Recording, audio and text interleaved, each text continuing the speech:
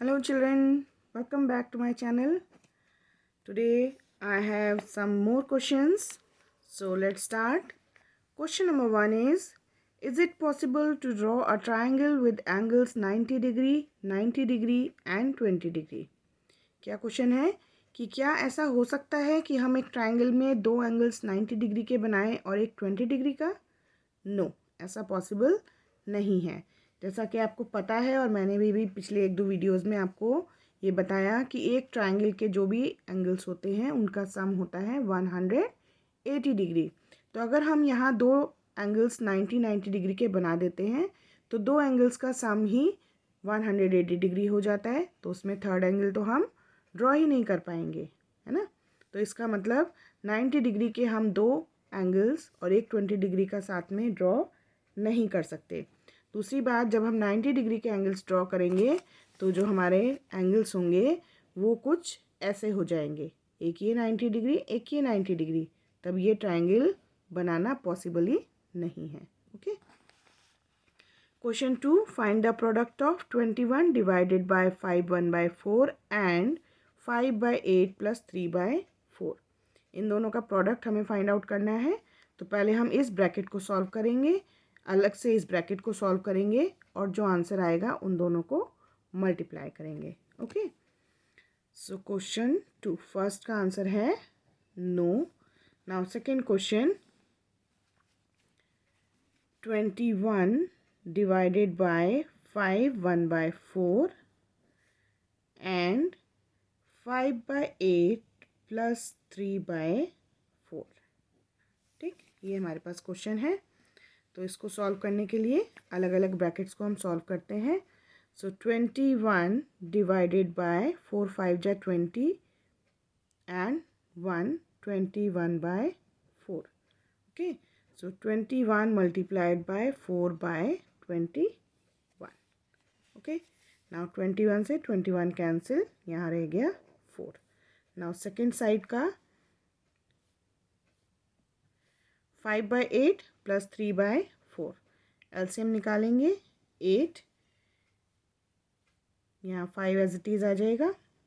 4 से डिवाइड करेंगे 8 को 2 से मल्टीप्लाई करेंगे 3 को 6, दैट इज़ 11/8। नाउ 11/8 को अब हमें मल्टीप्लाई करना है 4 से।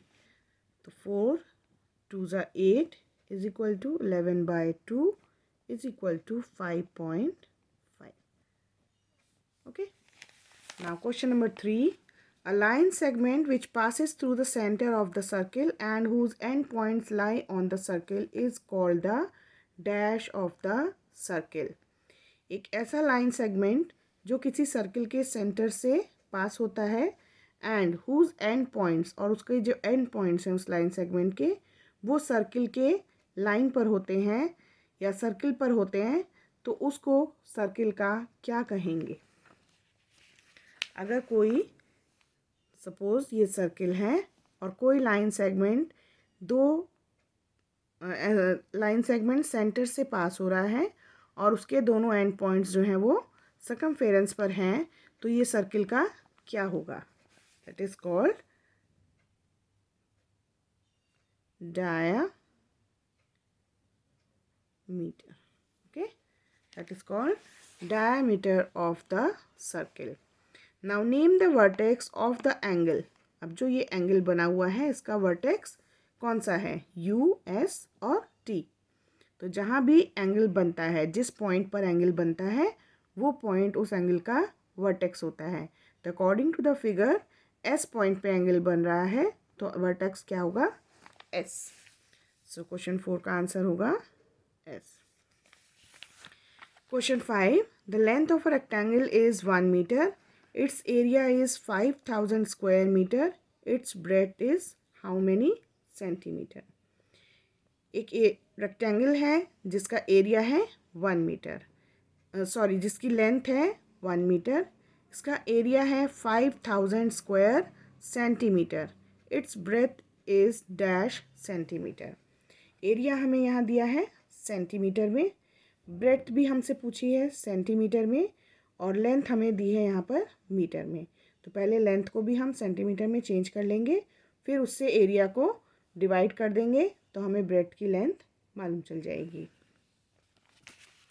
Question number 5, area is L into B. So area is given 5000 centimeter is equal to length is given 1 meter and we have to find breadth. So 5000 centimetre is equal to, इसको भी centimetre में change कर लेंगे तो 100 centimetre into B.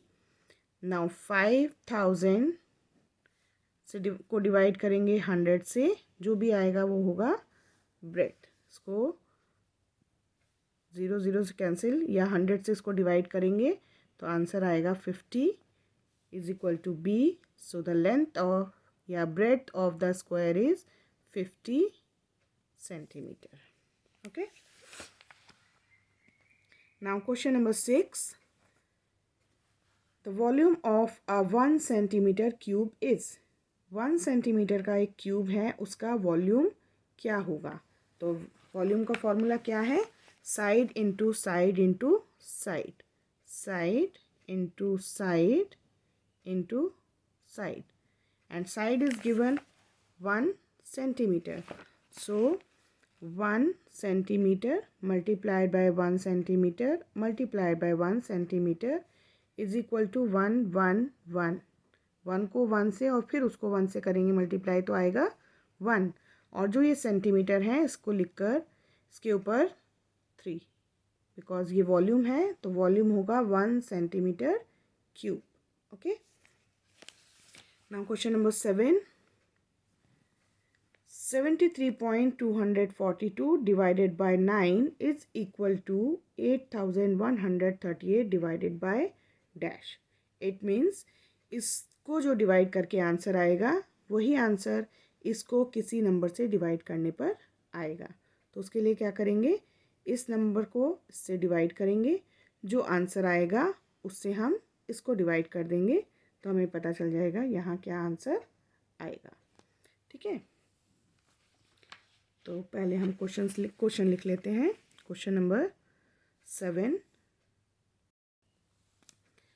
73.242 divided by 9 is equal to 8138 divided by dash. So इससे इस number को जब हमने 9 से डिवाइड किया तो हमारे पास आंसर आया 8.138. ओके. अब जो ये नंबर है उसको हम इससे डिवाइड करेंगे. 8138 डिवाइडेड बाय 8.138, आंसर आएगा 1000. इट मीन्स हम 1000 से इसको डिवाइड करेंगे तो आंसर आएगा 8.138. Okay. So the answer is 1000. Now question number 8. 2315 in 12 hour clock time is. एक ये टाइम हमें दिया है 12, एक ये टाइम हमें दिया है, इसको हमें 12 आवर क्लॉक टाइम बताना है. इट मीन्स 23 मीन्स एक दिन में होते हैं 24 आवर्स. ठीक है. जब 24 आवर क्लॉक होती है तो उसमें 12 o'clock के बाद वापस 1 नहीं आता है, 12 के बाद 13 14 15 इस तरह से आवर्स आते हैं. तो दोपहर में जब 12 बजते हैं वहाँ तक ये 12 आवर क्लॉक है. अगर उसके बाद फिर से 1 2 से स्टार्ट होता है इट मीन्स ये 12 आवर क्लॉक है. तो 12 आवर क्लॉक के अकॉर्डिंग 23:15 क्या टाइम शो कर रहा है. तो अगर हम दोपहर में 12 बजे के बाद इस टाइम को काउंट करें तो ये होगा 11:15 PM, यानी रात के 11:15. तो इसको हम लिखेंगे 11:15 PM. Okay. Now question number 9. How many thousands make 10 hundreds. कितने थाउजेंड मिलाकर कितने थाउजेंड मिलाकर 10 100 बनेंगे. यानी 10 100 में हंड्रेड्स में कितने थाउजेंड्स होते हैं. Okay, so question number 9, 10 100th is equal to 1000. 10 hundredths is equal to 1000, and 1000 means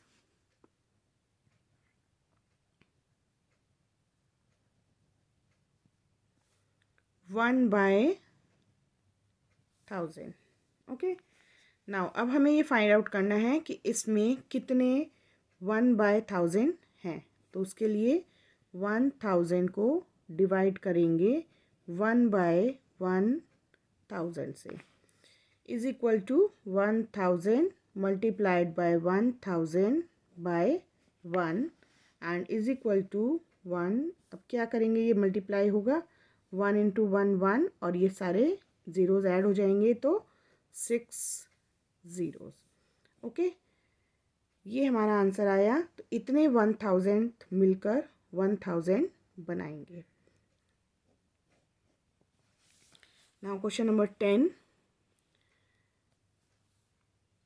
3,10,000 divided by 983 plus 17. तो पहले हम 983 को में 17 को ऐड करेंगे और उसके बाद जो आंसर आएगा उससे हम इसको डिवाइड करेंगे. Question number 10, 310,000 divided by 983 plus 17 is equal to dash. तो पहले हम इसको ऐड करते हैं. 310,000 डिवाइडेड बाय, इसको ऐड करेंगे तो आएगा 1000. ओके, नाउ अब इससे हम इसको डिवाइड करेंगे तो 1 2 3 1 2 3 आंसर आएगा 310. Question number 11, if 9 oranges cost rupees 16.20, the cost of 1 dozen oranges will be. 9 oranges का कॉस्ट हमें यहाँ दिया है 1 डज़न. 1 डज़न में कितने होते हैं 12. तो 12 ऑरेंजेस का प्राइस हमसे पूछा है. तो यहाँ जो कॉस्ट हमें दी हुई है वो 9 ऑरेंजेस की है. तो पहले हम 1 ऑरेंज की कॉस्ट निकालेंगे और फिर जो कॉस्ट आएगी उसको 1 डज़न यानी 12 से मल्टीप्लाई करेंगे तो हमें आंसर मिल जाएगा.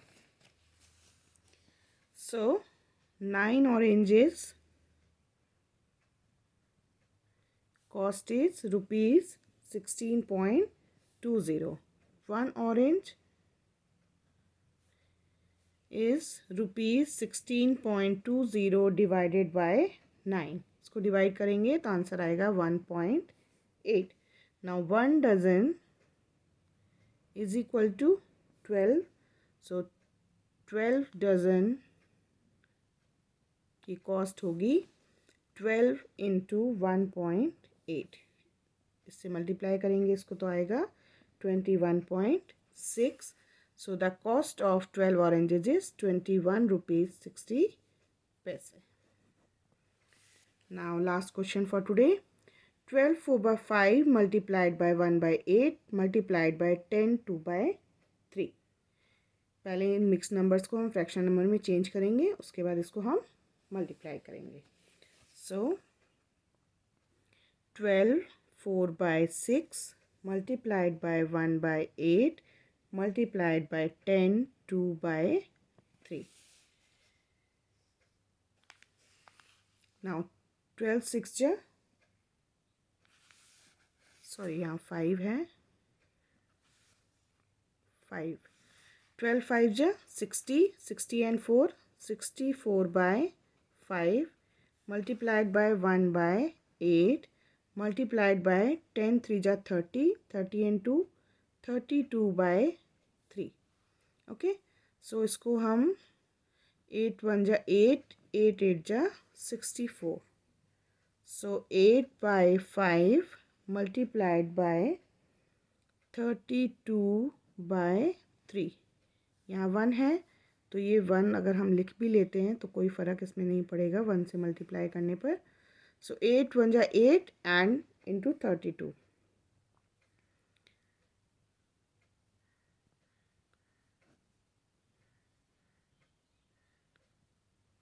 256, 5 3 जा 15, इसको इससे डिवाइड करेंगे तो 17.1। ओके, तो आज के लिए इतना ही। अगली वीडियो में फिर मिलूँगी मैं आपको इसी तरह के मेंटल मैथ्स के इंटरेस्टिंग क्वेश्चंस के साथ। तब तक के लिए बाय बाय।